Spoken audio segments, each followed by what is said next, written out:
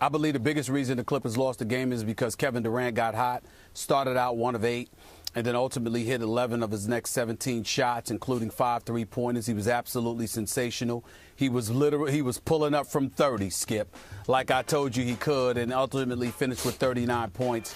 I think the other reason, to be quite honest with you, is that even though Chris Paul and Blake Griffin didn't play bad, if you're going to go up against Kevin Durant, a superstar in this league, you need to respond by being one of your own. And I don't think that was the case with either of them last night. I think they played good basketball, but you needed a Herculean performance from one of them. You didn't get it. And then last but not least, I look at DeAndre Jordan. This is a guy I believe has the potential to be the best big man in the game if he could hit free throws, because I think he's that formidable defensively, particularly when it comes to rebounding and blocking shots. But if he can't be out there for you in key pivotal moments, or he has to restrict himself simply because, again, you can't use him as a viable option simply because he can't hit free throws or whatever the case may be, then that inhibits your ability to do some of the things that you may want to do. And I think the combination of all of that sporadically throughout this series is why the Oklahoma City Thunder ultimately ended up winning it. I'm going to agree with you and then some on this question. I'm not going to take this question as a blame question.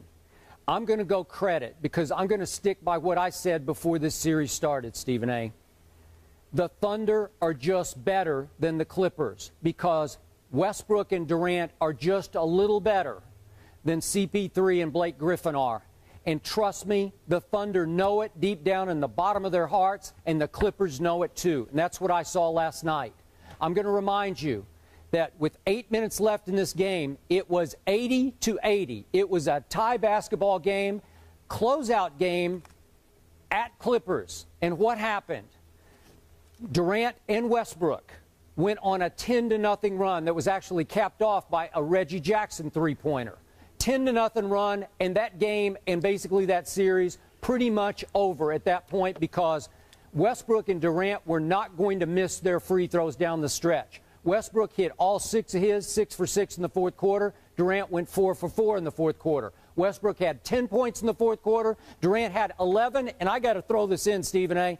He had 8 rebounds in the fourth quarter without Serge Ibaka, who was injured for much of the third and the fourth quarter.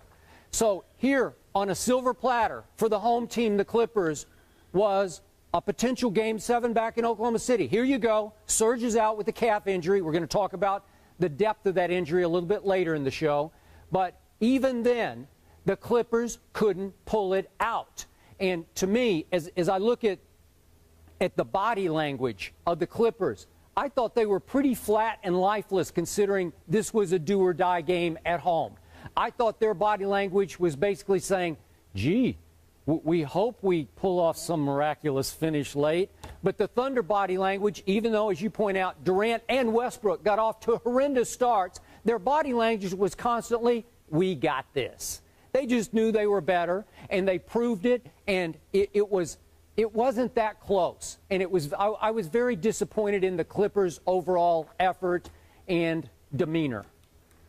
Well, I wasn't disappointed in it. You know, they came out strong, Skip, in the first quarter, but then ultimately Durant then poured it on. They shot 71% from the field in the third quarter, in large part due to Durant and what he was putting on display. And again, you know, when you are a guy the magnitude of a Kevin Durant, that could demoralize and deflate a lot of people because you're more preoccupied with trying to figure out a way how to stop him than anything else. I had a conversation with Doc Rivers after the game, and he just shook his head. He said, Steven, he said, we couldn't match up with him. We just couldn't match up with him. And when you got a guy of his magnitude that gets on that role, it can really demoralize and deflate you because you've run into a buzzsaw and you look and you just seem helpless. There's nothing that you can do. And when you look at the offensive repertoire, Skip, that Kevin Durant brings to the table, it would be one thing if you're LeBron James and just muscle and brute force and a locomotive come at you. It would be another if you're Michael Jordan and you have an aerial assault that's unrivaled for ages because we haven't seen anybody fly through the air like you are, like you can. But you can throw a body on those people. You can get physical with those people. You can look for calls. You can go through a lot of things. What do you do when you're trying to trap a guy 30 feet away from the basket to get his ball out, get the ball out of his hand, Skip Bayless, and he just pulls up from 30. You had people near the end of the game throwing water, cups of water and stuff like that at the referees because they were so disgusted because some of the calls were absolutely positively awful. There's no question about that. But in the end, the Los Angeles Clippers were forced to succumb to a dude named Kevin Durant that showed why he's the league MVP. You know, the call that I think drew the water bottles flung on the court was the one on Chris Paul. It came after Westbrook also got called, bless you, 50-50, charging call. Yep. And we're going to talk about Chris Paul here in just a moment. But I thought it was almost a negative reputation call on Chris Paul. And it was, I didn't like the call. Now, the game had already been decided to me. But Chris Paul has a reputation among referees for playing a little gray area basketball, sometimes a little cheap. And I think they thought that he went with an elbow actually to block Collison's approach to him, and they thought that he knocked Collison off his feet, and Collison took a pretty hard fall. So, again, did that call decide the game? It was a 7-point game already at that point, 3:30 left. I'm sorry. I'm not going to give you that one. Right. Well, the reason why I would say, but you can't deny the possibilities, is because of what transpired in Games 4 in favor of the Clippers, and in Game 5 in favor of Oklahoma City. So when you see stuff like that transpiring in a series like this, anything's possible, Skip. You can't rule out anything. Well, I guess bottom line, Stephen A., I guess the conspiracy theorists could argue that the refs did not want Donald Sterling's team to advance to the conference or the NBA Finals.